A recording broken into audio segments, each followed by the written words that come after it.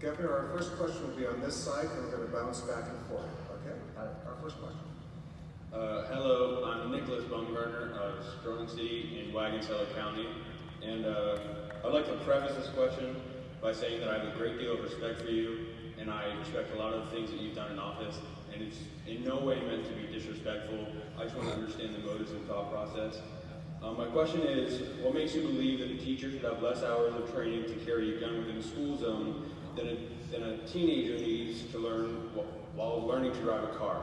Also, how do you believe that this will be the most effective way of preventing things such as school shootings and other acts of violence in our school system?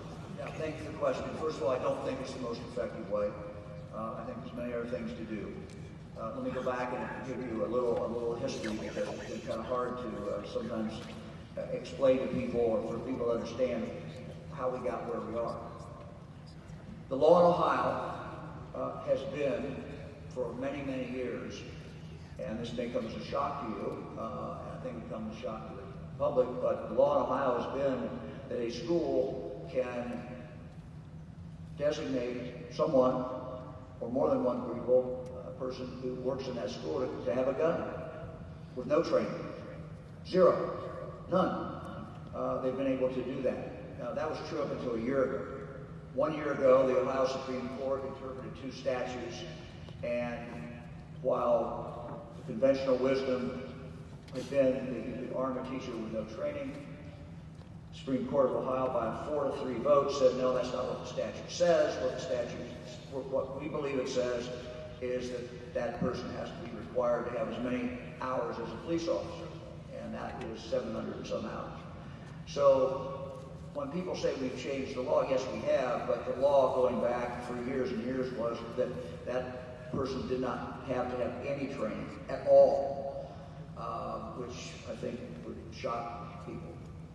So we got requests, we got schools that, let's say a rural school, live out in a rural area.